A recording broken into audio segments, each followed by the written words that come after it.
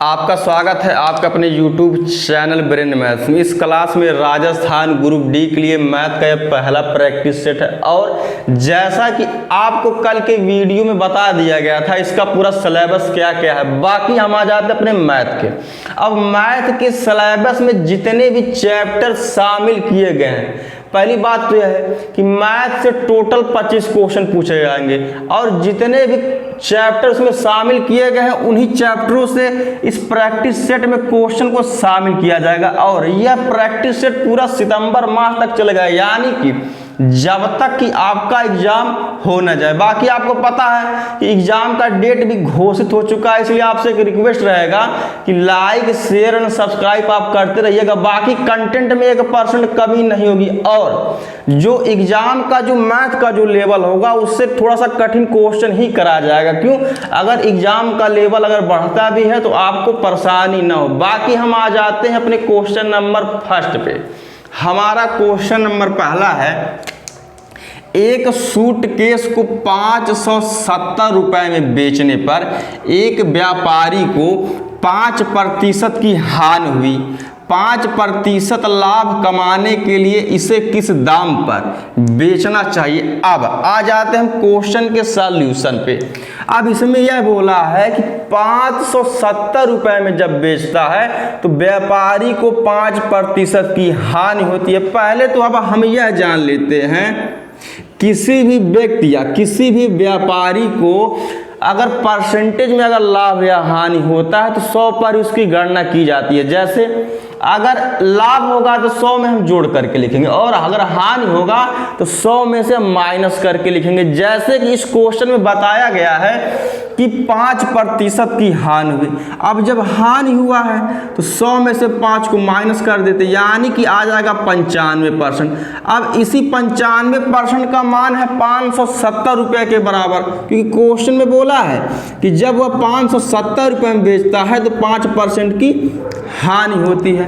अब इसी सामान पर या इसी सूटकेस पर 5% लाभ कमाने के लिए अगर अब इसी सूटकेस पर अगर वह 5% का अगर लाभ चाहता है तो 100 में हम 5 को जोड़ देंगे तो आ जाएगा 105%, यानी कि 105% का वह मान पूछा है। अब इसको हम पहले सॉल्व कर लेते हैं। 570 गुणे 105 बटे 95। अब इसको हम काट पीट के सॉल्व कर लेते हैं। अगर हम इसको 19 से काटेंगे, 19 पचे 95, 19 तियाँ 57, उसके बाद यहाँ पे 0 लग जाएगा। 5 से फिर 30 कट जाएगा 6 बार में, 5 छक्के 30। अब हम कर लेते हैं मल्टीप्लाई। 6 पचे 30 के 0 हाथ में लगा 3, 6 सुना 3, 6 करने 6, यानी कि 5% का अगर उसको लाभ कमाना है तो इस सूटकेस को 630 रुपये में उसको बेचना पड़ेगा, जो कि ऑप्शन नंबर हमारे डी में दिया गया है।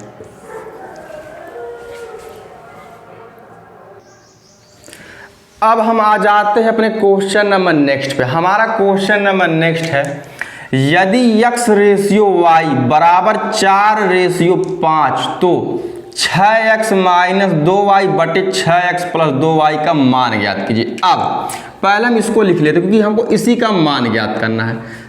6x माइनस 2y बटे 6x प्लस 2y। अब जिसमें x का मान है 4 एंड y का मान है 5, यानी कि जहां पे x होगा वहां पे हम 4 वैल्यू पुट करेंगे एंड जहां पे y होगा वहां पे हम 5 वैल्यू पुट करेंगे। अब हम इसको सॉल्व कर लेते हैं। यहाँ पे लिखा है 6x, अगर इसके बीच में अगर कोई साइन अगर नहीं होता है तो हमेशा मल्टीप्लाई को मानते हैं, यानी कि पूरा एकदम बेसिक तरीके से एकदम आपको समझाया जाएगा कि समझ में बेहतरीन तरीके से आपको आए। अब 6x यानी कि 6 गुणे, अब यहाँ पे x का मान दिया गया 4 तो हम 4 यहाँ पे लिख देते हैं। माइनस का साइन है, माइनस का साइन लगा देते हैं। यहाँ पे लिखा है 2y यानी कि 2। अब यहाँ पर भी बीच में कोई साइन है तो हमेशा मल्टीप्लाई होगा y। अब y का मान 5 है बटे 6x। अब फिर x का मान 4 है तो 4 हम फिर लिख देते हैं। अब बीच में यहाँ पे प्लस का साइन लगा तो प्लस का साइन हम लगा देते हैं। 2y, y का मान फिर 5 है, 5 हम लिख देते हैं। अब इसको हम सॉल्व कर लेते हैं। 6 गुणे 4 करेंगे, आ जाएगा 6 चौके 24, माइनस का साइन 2 पचे 10 बटे 6 चौके 24 प्लस का साइन 2 पचे 10। अब हम जब 24 में से जब हम 10 को माइनस करेंगे तो आ जाएगा 24 में 10 14, यानी कि 14 आ गया बटे। अब 24 में अगर हम 10 को जोड़ेंगे आ जाएगा 34। अब हम इसको काट करके छोटा कर लेते हैं क्योंकि अभी ये कटेगा। 2 7 14, 2 से काटेंगे 34 को 17 बार, यानी 17 दूना 34, यानी कि 7/17 हमारा आंसर हो जाएगा, जो कि ऑप्शन नंबर हमारे सी में दिया गया है।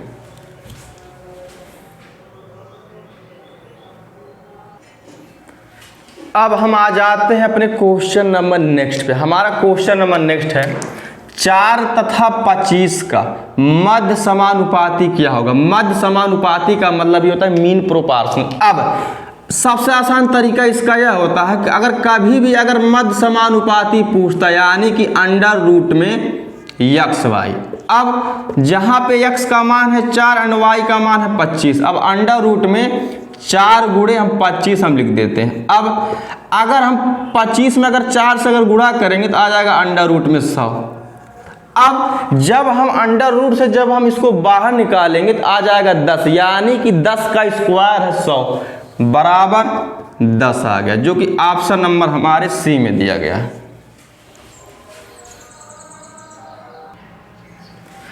अब हम आ जाते हैं अपने क्वेश्चन नंबर नेक्स्ट पे। हमारा क्वेश्चन नंबर नेक्स्ट है 30 परिणामों का औसत 20 है। परिणाम का मतलब संख्या, तथा अन्य 20 परिणामों का औसत 30 है। सभी परिणामों का औसत क्या है। पहली बात तो यह है, जब कभी अगर औसत दिया होता है तो पहले हम योग निकालते हैं। तो अब हम योग बराबर क्या होता है, योग बराबर, अब बोला कि 30 परिणामों का औसत 20 है। अब योग बराबर होता है संख्याओं की संख्या गुणे औसत। अब टोटल जो संख्याओं की संख्या है 30 है गुणे औसत। अब इनका औसत 20 है तो पहले हम गुणा कर लेते हैं। 30 का गुणा 20 से करेंगे आ जाएगा 600। अब आगे बोला है तथा अन्य 20 परिणामों का औसत 30। अब यहाँ पर भी औसत दिया, फिर हम योग निकाल लेते हैं तो योग बराबर फिर वही होता है संख्याओं की संख्या गुणे औसत। अब टोटल संख्या है यहाँ पे 20 गुणे औसत यहाँ पे है 30। अब फिर हम जब योग निकालेंगे तो आ जाएगा 20 600।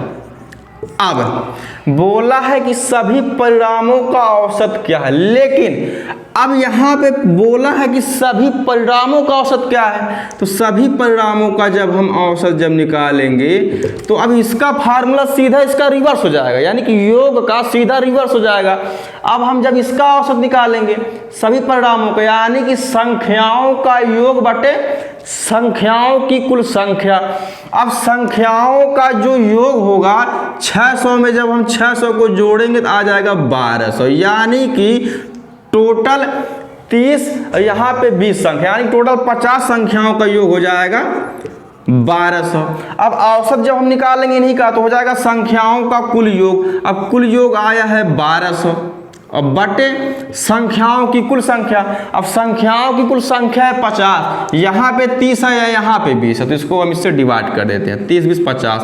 अब जब 50 से जब हम इसको डिवाइड करेंगे 0 से 0 कट जाएगा, 5 चकन्ने 5, 5 दूनी 10, 2 उतर जाएगा, फिर 0 5 चौके 20, यानी कि आ जाएगा हमारा आंसर 24 या 24, जो कि ऑप्शन नंबर हमारे ए में दिया गया है।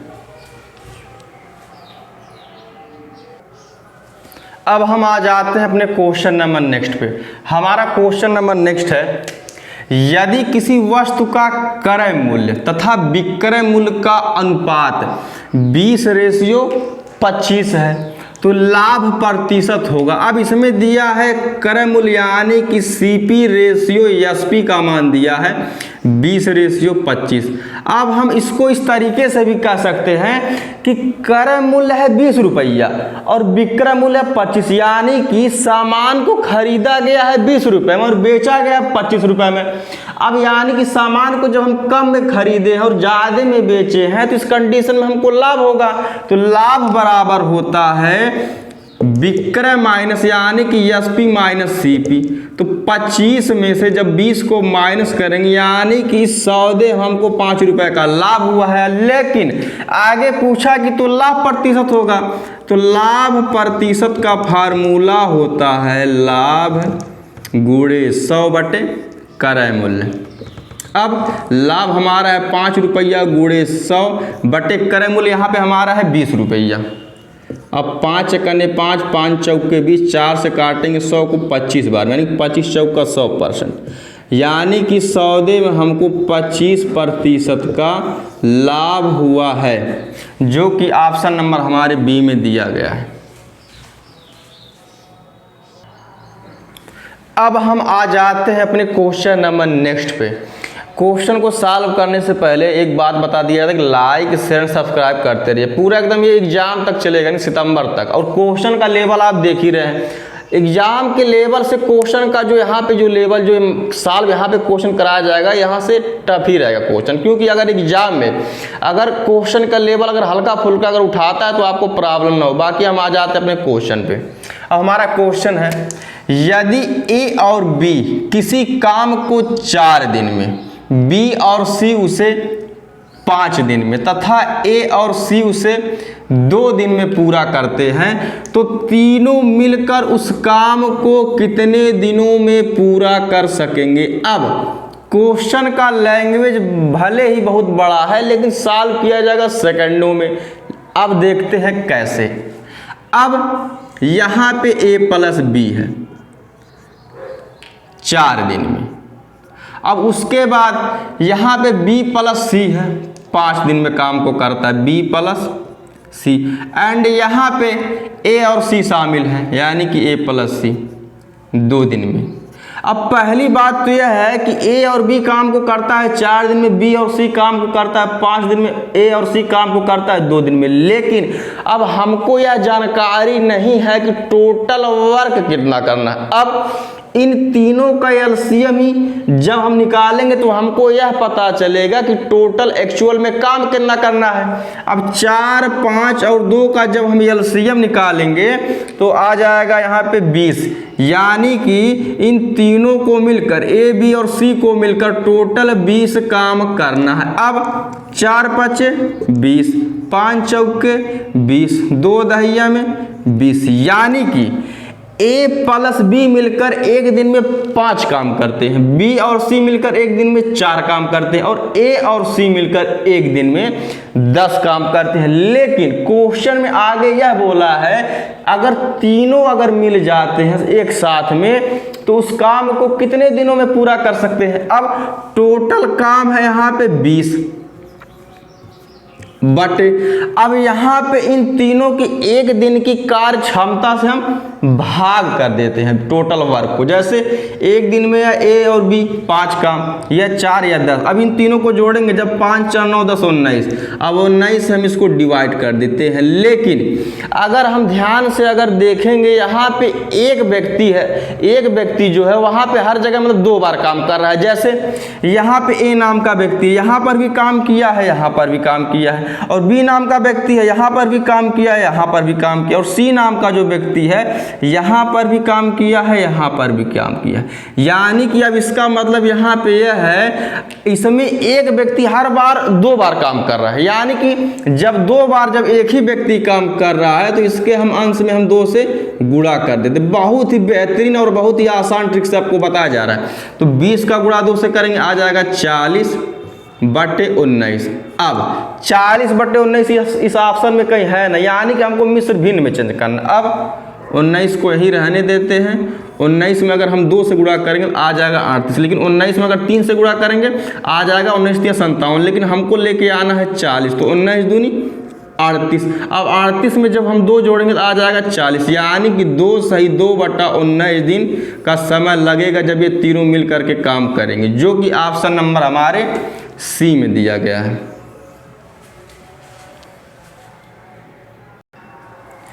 अब हम आ जाते हैं अपने क्वेश्चन नंबर नेक्स्ट पे। हमारा क्वेश्चन नंबर नेक्स्ट है, एक कार एक निश्चित दूरी 45 किलोमीटर प्रति घंटा से जाती है तथा 45 किलोमीटर प्रति घंटा से वापस आ जाती है तो कार की औसत चाल होगी। पहली बात तो यह है, आपको यह बता दिया जाता है कि डिस्टेंस जो है कार को जो तय करना है वह सेम है, क्योंकि इसमें बोला है कि 45 किलोमीटर प्रति घंटा से हिसाब से जाती है तथा 55 किलोमीटर प्रति घंटा से वापस आ जाती है। बोला है एक निश्चित दूरी, यानी कि डिस्टेंस सेम है। और तो कार की औसत चाल होगी। अब कार की औसत चाल या एवरेज स्पीड निकालने का एक बहुत ही शानदार और जानदार ट्रिक होता है। 2xy बटे x प्लस वाई।